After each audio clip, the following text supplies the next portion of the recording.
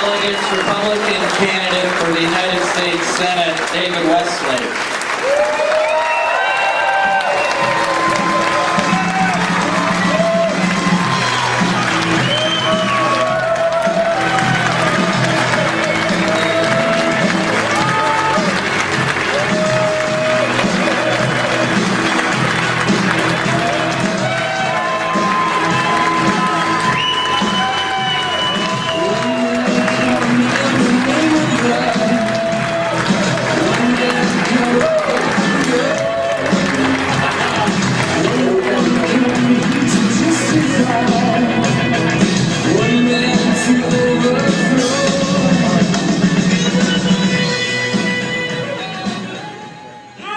This doesn't feel right up here. I gotta come down here.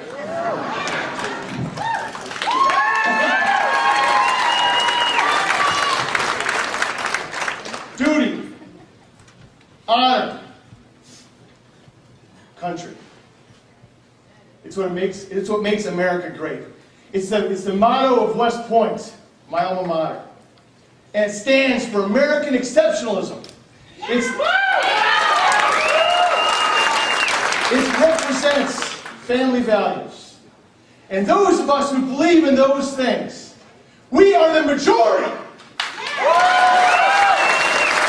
We have nothing to apologize for. We are Republicans. This is the greatest party the country has ever known. This is the greatest nation the world has ever known. This is something to be proud of. American exceptionalism is something that's embodied by those who don't know you, but they love you anyway. They don't know who you are, but they fight for you. They've never met you, but they died for you. My friend Hans Kurth, you had the honor of meeting his dad, and his mom was here today as well. And to create Iraq, he stood up, didn't know a single one of you, and sacrificed his life for each and every one of you. And for every Iraqi who he believes that as an individual, as a human, has the right to freedom, has the right to liberty, has the right to the same things that our founding fathers fought for, because they know that as human beings, that's what we all want. That's what we all desire. And that's what the Lord has given us all the right to. American exceptionalism.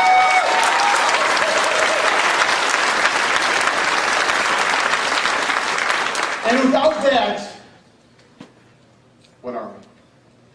We're another nation. We're another country. We're just another group of individuals living on one continent within borders of a country or states, but there's nothing unique about us.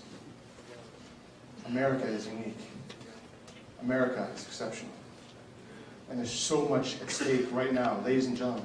There's so much at stake in 2010. There's so much at stake going on in this world right now that you deserve the opportunity to look every single candidate who's asking you for the most precious thing that you control in a democratically elected republic, your vote. You deserve the opportunity to look each and every one of us in the eye, to find out what type of character we're made of, to feel if we've got the integrity you demand in office. Because if we can't pass that muster, if we can't earn your vote instead of just asking for it, if we can't make you believe that we can stand up for American exceptionalism, then we have no right representing you in Washington, no right representing you in Madison. Yeah.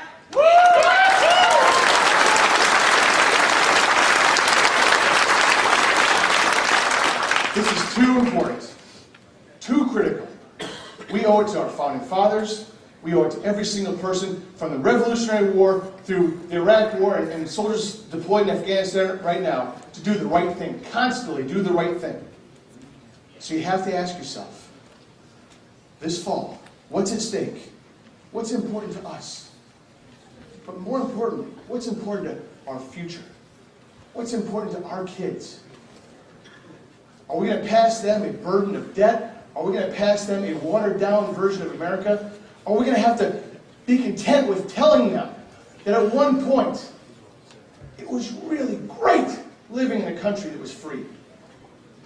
Or are we going to give them the opportunity to say, Mom, Dad, Grandma, Grandpa, Aunt, Uncle, whatever, I am so proud of you for standing up and recognizing that we deserve American exceptionalism as well. I prefer the latter. 20 years ago, you sent me to West Point.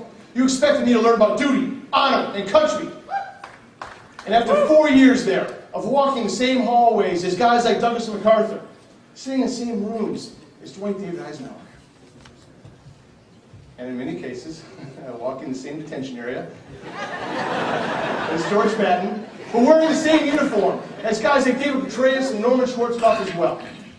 I graduated and I took the oath of office to support and defend the Constitution of the United States of America.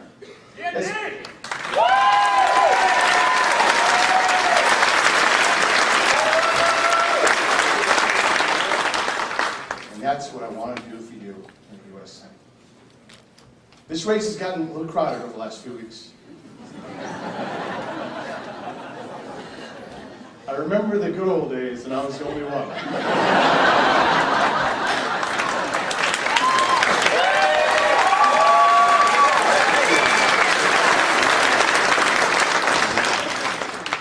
So in case there's any confusion, there are 3 other gentlemen in this race as well.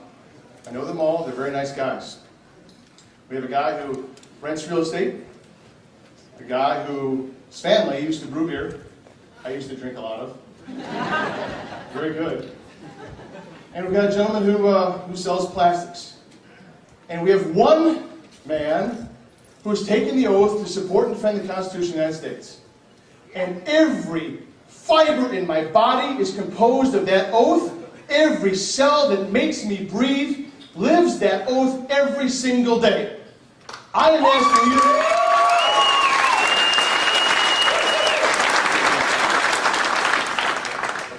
Yeah, thank you. I gotta get some water. Woo! This is so important, ladies and gentlemen. This is not an option anymore. If we don't not just make a change, but actually make an improvement in 2010, what's going to happen? If we're content with just changing the D behind someone's name to an R, but not changing the mentality, not changing the personality, not changing the drive, the motivation, the desire.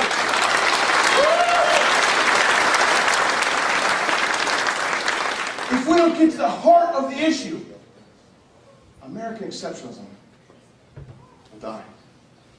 The flame of liberty that right now shines in all the dark corners of the world. It's the last hope for freedom in this world. I talked before about how every single human being has it inside them. They want freedom. They want what we have. They deserve what we have. And we're the last hope for it. And if we don't change things, if we don't improve things, if we don't say enough is enough, in 2010, we're going to take a stand. And we're going to make sure that American exceptionalism is the standard, not the exception. Yeah!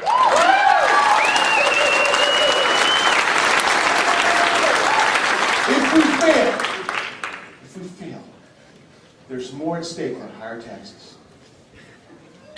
There's more at stake. I love you, brother. There's more at stake than universal health care. There's more at stake than not ending our wars. There's more at stake than the things that we think are important politically. Our sons and daughters will continue to stand up and fight for it. But will we be behind them?